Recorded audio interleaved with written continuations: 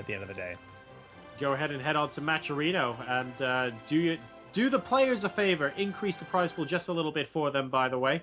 So they can go ahead with a little bit more. Maybe we'll see some of these players turn pro at some point in the near future. That'd be so cool, man. I love those kind of stories when you have, these early events that happen like this, like the Plays GG, just giving these players an opportunity to try and compete with teams that, like, when you play against a team like Envy, you don't necessarily learn very much because, generally speaking, they're just going to roll you so hard. But when you play against people of a similar level, you learn all different kinds of things. It's very good for the growth of a team.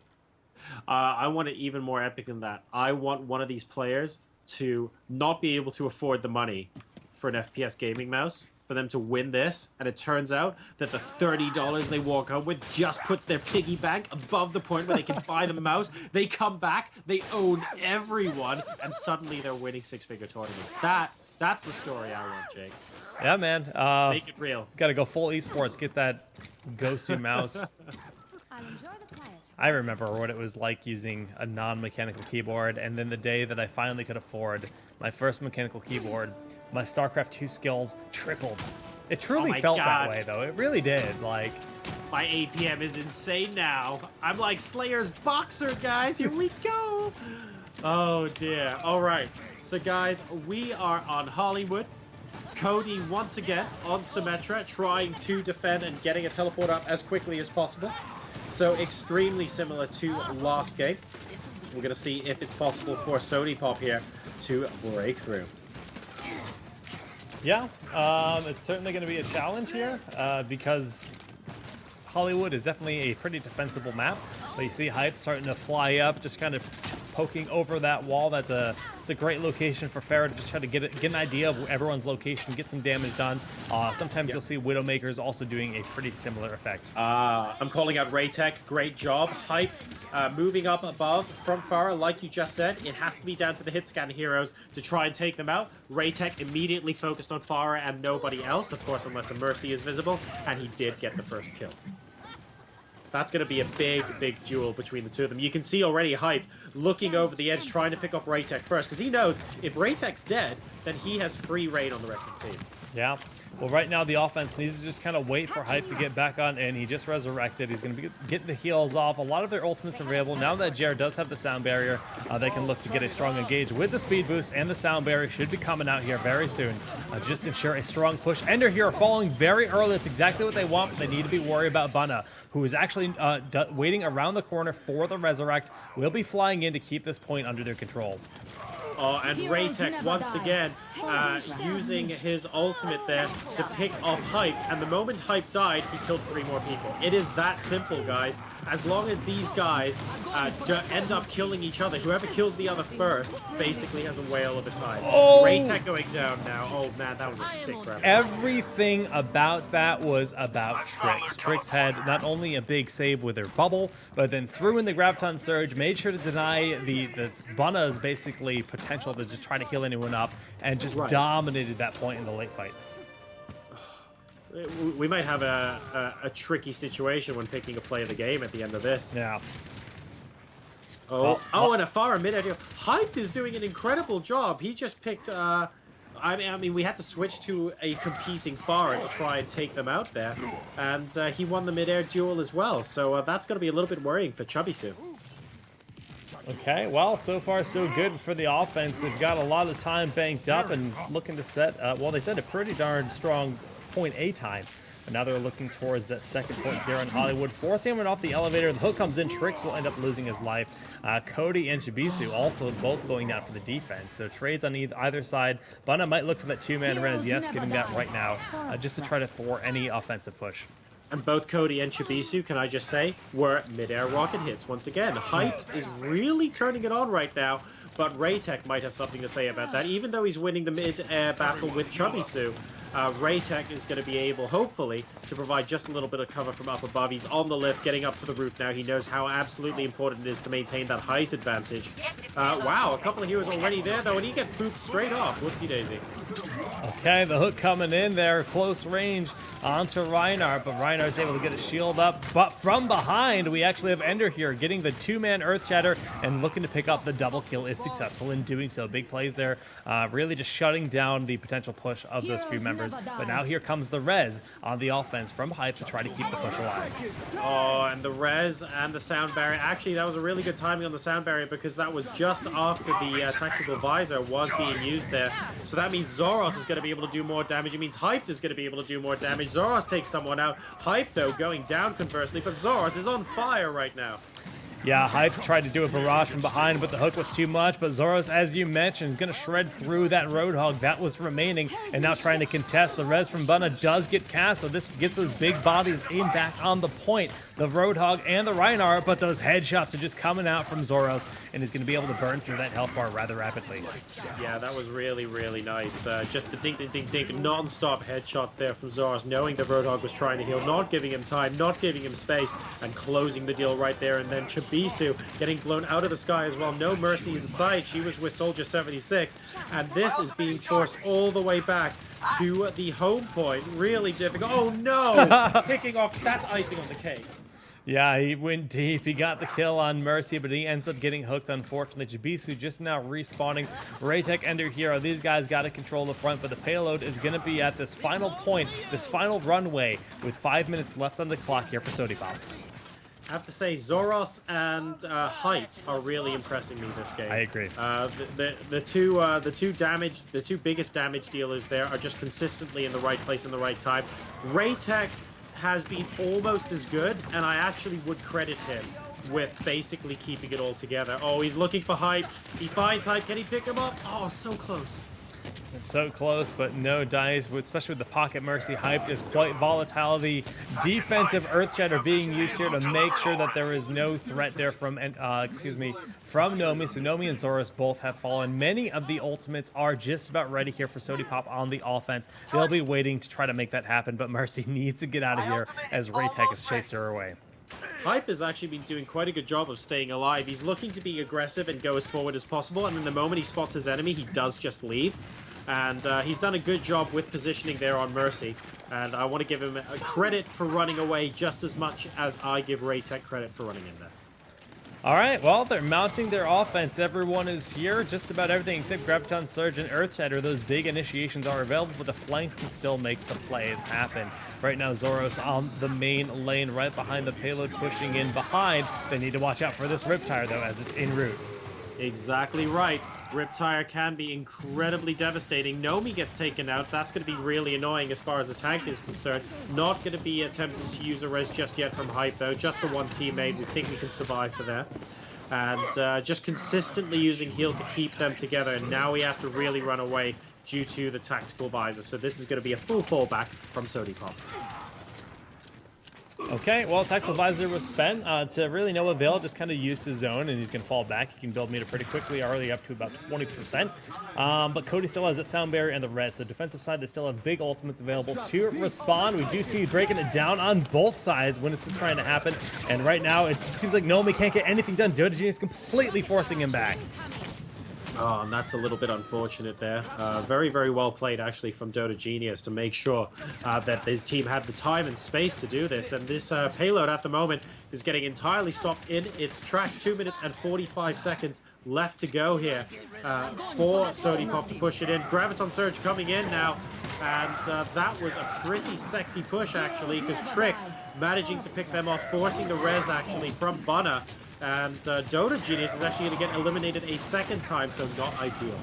Oh my goodness, the Earth Shatter, them standing up and immediately Earth Shattering as a response to attempt to keep the defense strong. A nice use there of the Tactical Visor from above, but couldn't quite get the kills, and now the payload is on the move. Hype building that meter very quickly up to 60%, and Resurrection is going to be a key element. Jer almost has that sound barrier as well. What's left for the defense? Just Bunna's ultimate there, the Resurrection. That's right, just the one ultimate available. And Hype now has got his as well, so both sides with a Resurrect. And Bunna there being very patient. Oh no, and Zoros now, hang on a second. He is off to the side, so he's able to flank. He gets 4 kills and counting. And that was a huge Earth Shatter. Is it going to make a difference, though? I feel like Zoros has done the damage. He picks off Dota Genius as well. Wow, that was beautiful. The Earth Shatter hitting the 2 targets that were on the point, turning around and immediately charging the Junkrat, the only remaining player there. Nicely done there by Nomi, making it happen. Just that ultimate just came up at the last moment, but Zoros, we were highlighting him all game long. Well-deserved play of the game. Yep, exactly right. And we're actually going to be moving back to the middle part of the map there, interestingly enough, using the Helix Rockets to pick off 2 heroes there. And wow, for most of that play of the game, he was not using aimbot, by the way, guys. He is just that damn good. 8:19 is the time set, a very manageable time here for You're Tilting Me to try to beat. 8:19 to tie. Let the memes commence. The memes are my dreams. Actually, last round, I think the time to beat was 8:15 for point 2 on Dorado, so pretty similar. I mean, that obviously this is a bit of a shorter map. Zoros is like, please don't. Oh, this is great. Prepare to attack. All right, I have spawned in the room that you can't escape from. Ah. So I just, or you can escape from it, but you have to go out the side entrance. But it's more fun to read the menu. In case no one's noticed, by the way, this is the most expensive cinema menu in history. $100 water, right? The drinks start at $100 for a large drink. It's $101 for an extra large, and you see where this is going. $102 for super large and $103 for mega large. But for bottled water, it's going to set you back $600. And that's pretty much a standard cinema price. I like Blizzard that. are great. I like the $1,000 family feast. Like, what do you even get with that? I don't know, man, but it's big. I mean, you can get a pizza and 2 drinks for $500. That's cheaper than a bottle of water. Who drinks water? Seriously. Water is so 1995. When was water in fashion anyway? Well, pizza and 2 drinks cost half a family feast, so a family feast must be more than double that, right? I mean, that's logical, I hope. Jake, I'm really hungry. I need you to stop talking about food right now. It's actually tilting me. Oh, God. I really should have eaten lunch today. It is now dinner time.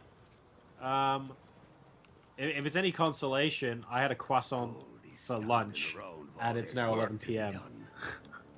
I feel your pain, buddy. Yeah, that's a struggle. On nachos, we have cheese, extra cheese, super cheese, Stop! And cheese. I dislike you very much right now. Alrighty, friends, on the offense, this is You're Tilting Me, currently down 0-2, and they have to beat the time 8:19, which I didn't start properly. We're going to set it a few seconds late, so that's a rough estimate in the top right corner. All right, so here we go, moving on towards the first archway. Always critical to try and move on over the top if you're playing with Farah here. It looks like Chibisu is going to be taking that duty, but he's not going over the top. He's actually staying behind Reinhardt at the moment and being nice and patient with his play. Oh, wow, goes into a corner, and Trick says, oh, no, you don't. Really excellent pinpoint accuracy there from the Roadhog. Yeah, Nomi just kind of going to town. Dota Genius will end up falling. 3 members of the offense down very quickly. They built some nice meter. I think they'll be happy with that. Now they can look to try again as 6. No Symmetra this game on the defense, by the way, so just worth noting. A lot of the time we do see Symmetra. Was Dota Genius on Winston? Because he's now Diva. I think he was on Winston. I honestly don't recall. Okay, so Diva on offense. We'll see how it works out. I mean, Diva can deal with Roadhogs pretty well. Diva's also decent at getting to the backline. Maybe he's worried about the Torbjorn. I'm not too sure. I don't know, but he actually is moving across Roadhog right now, and he's trying to stop him from getting a lot of damage on Wholehog. Ouch! But the mecha gets completely and utterly destroyed by a charging Reinhardt, who looked pretty darn angry, and Nomi actually finds himself a little bit offside at the mo.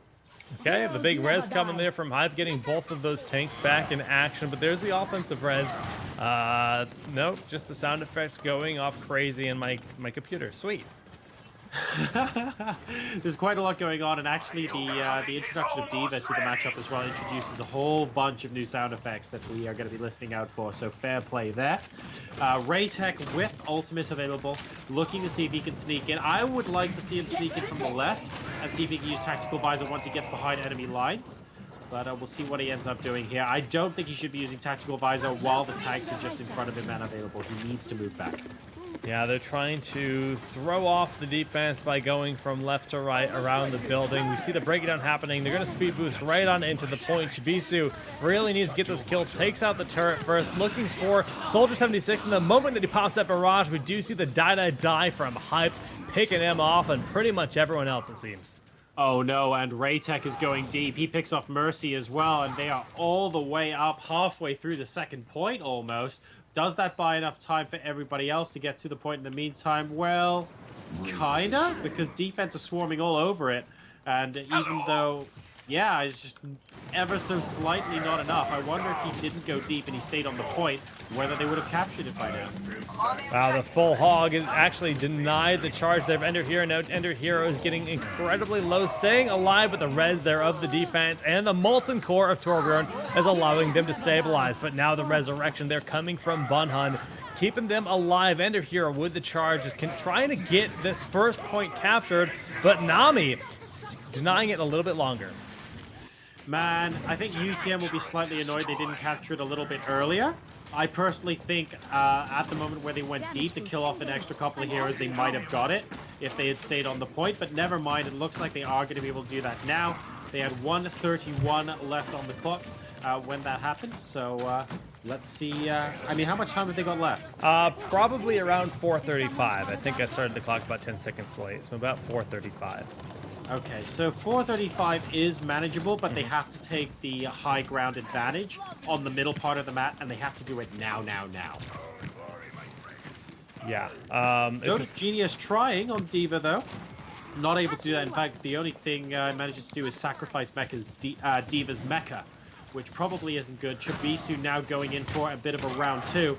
I don't really see people moved off just yet, though, and Whole Hog actually forcing Chibisu back. He gets killed off. Who's left on the roof? It is Hype and Zoros, and we know how incredible Zoros has been so far in this game, so that will be a hold from Sodipop. Yeah, he gets Raytech. He's looking at D.Va, not even bothering because he knows that mech isn't the priority target. Looking at Bana, but Bana's going to be a little bit too slippery for him to overextend. Not really worth it in that scenario.